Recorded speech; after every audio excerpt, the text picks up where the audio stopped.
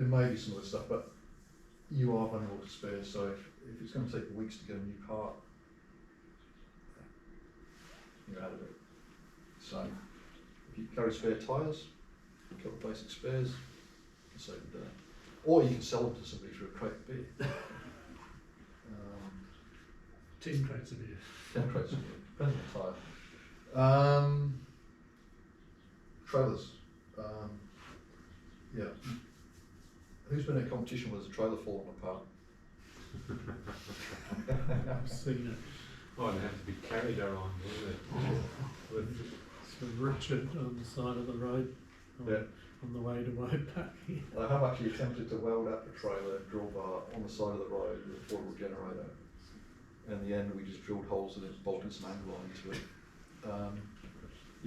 So you do not want your trailer to crap out big comp. It is just unbelievable stress. And remember that most competitions, you're not going to find a crew, you're relying on volunteers on the day to come pick you up. They don't know how your trailer works. If it's not idiot proof, they will destroy it for you. If your tail wheel has to be done, if your jockey wheel has to be attached in a certain way and bungeed on in a certain way, otherwise it vibrates down during the trip, they don't know that. They will arrive with your jockey wheel bent through right angles. Yeah. So make it as simple as possible. You don't want lots of little clips and brackets and things like that to need it to work properly. Does anybody remember Jeff Capes? Nobody in New Zealand know what we're talking about. Yeah. He was a world's strongest man for a long time ago. But yeah, I've come across some trailers where you can't even lift the drawbar. So make life easy for the other guy, otherwise the next time you land in the field there's nobody coming to pick you up because your trailer's such a dog. And the other one is batteries. Your logger don't work if you've got any battery power. Your VRO doesn't work, your radio doesn't work. If your batteries die halfway around the flight, it's game over pretty much. Charge them every day. Well, charge them and know they're reliable. So if you haven't flown for 6 months and the batteries have been in the flight of 6 months uncharged, are they going to work on day one of the competition? It may be worth just buying some new ones, throwing them in there, you know, they're good. Same with the charger. Does the charger actually charge them overnight? I got caught, took a glider to Spain, we had new batteries installed, never really worked with that system. And it turned out the battery charger wasn't up for putting enough power in overnight compared to that flying we were doing each day. So we were slowly running out of battery power throughout the week, which is great. Got all the way to Spain and wasn't really gliders going to work. So yeah, batteries is a critical one. Any others that people come across personally? How to use a logger is how to use your instrumentation as well. I'll get to that. Yeah. Okay. But just in terms of total system breakdown, a lot of people radios. I know Tony's got the best radio on the planet, because we can hear him wherever he is. Ray Kerr wins. Oh, Ray Kerr. Okay. Yeah. Conversely, you have the other guy, who everybody's relaying from. He's like 3Ks from the start sign, and people are relaying the start for him because he's got such a useless way. Or they don't. Or there's always somebody saying, "Is the start gate open yet?" Yes, it's been announced on 3 channels repetitively, and 5 people have queried it. Oh. Yeah. So volume down. good radio is not only in terms of being able to call you start, and also your optionals. Otherwise, that gets really frustrating. People are relaying all the time. Yeah, it's also certain little things like your watering gear. Does it does do the hose fittings work? Yeah. Do you have enough adapters to run all your charges?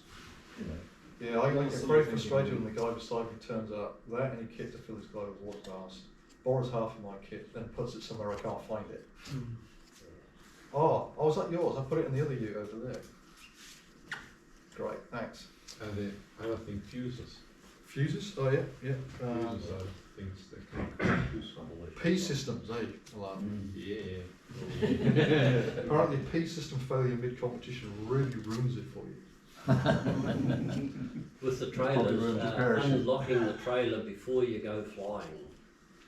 Because when the crew go out, they can't put half the gear in, and then when they get out in the paddock or have a flat tyre, they can't carry on. Yeah, spare tyre for your trailer, make sure that's actually there.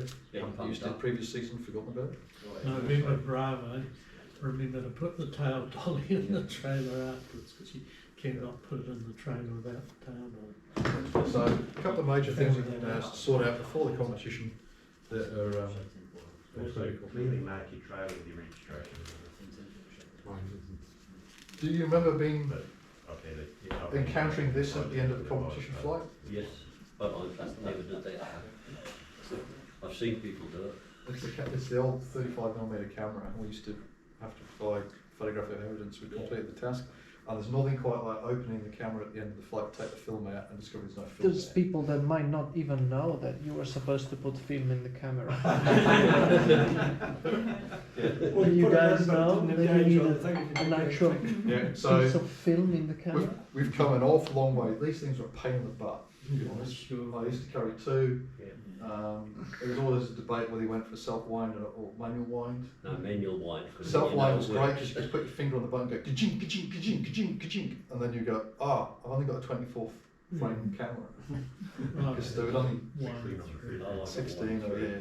So, and it also had to be black and white film because that's all they could develop at the contest. So then you had to have a stock of black and white film that wasn't damaged, exposed, overheated in the car Or old. or old. Yeah, so loggers are great, but if you turn up with an empty file, you blind it. So your logger is critical.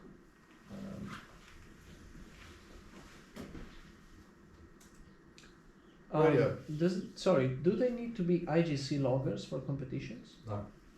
Good to know. So you can actually use XE swords as long as you accept that. In New Zealand. Yeah, this is a funny one. This I like to call my start late. Why would I call my start late?